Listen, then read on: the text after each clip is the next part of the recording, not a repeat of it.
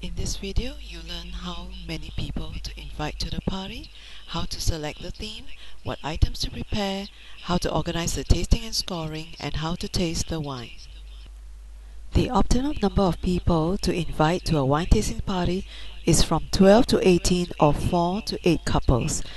You should be tasting 3 to 6 wines per flight, maximum of 2 flights.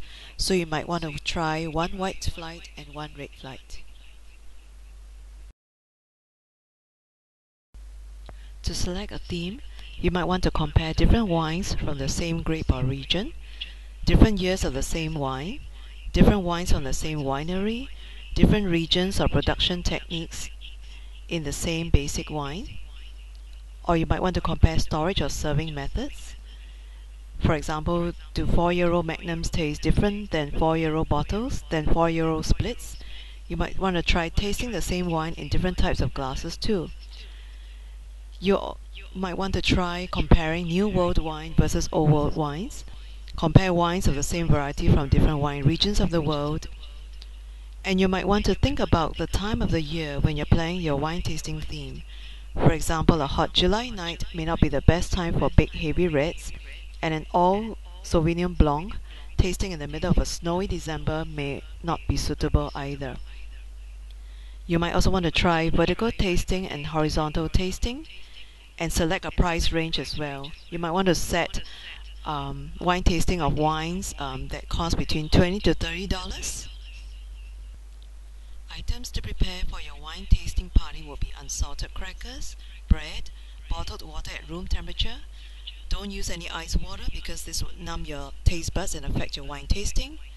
Wine opener, spit buckets, pens and score sheets, wine glasses, 12-ounce capacity or bigger, hors d'oeuvres and 6 complimentary cheeses, dessert and a dessert wine, fruit, great selection of music, soft lighting and candlelight to bring out the best in a wine color, creative table decorations, souvenirs for your guests, and maybe a small prize for a blind tasting winner.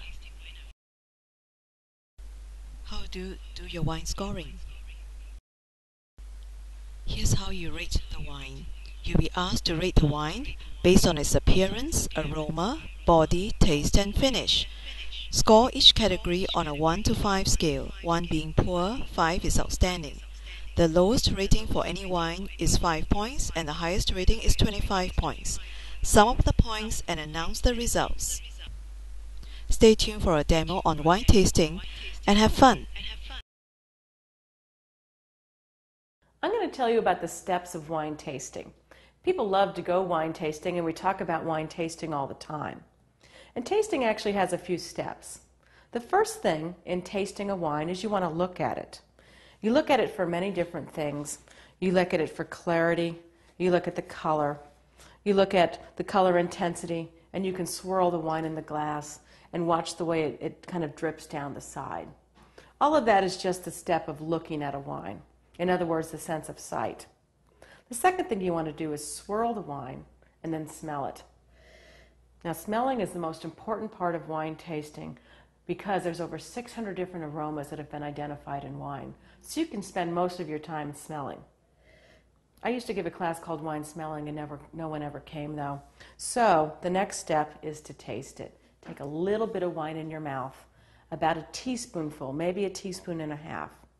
Make sure you move it all around your mouth. While the wine is in your mouth, draw a little bit of air in, swallow, and then exhale. You might find this a little bit embarrassing, but it's what you have to do. Let me demonstrate.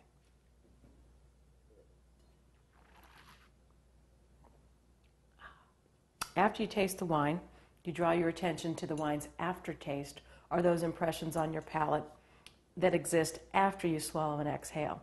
That's the finish. Then the last thing you want to do is you want to kind of sit back and just notice your overall impressions of the wine. Try to put those into words, and you'll have done the perfect sequence of wine tasting.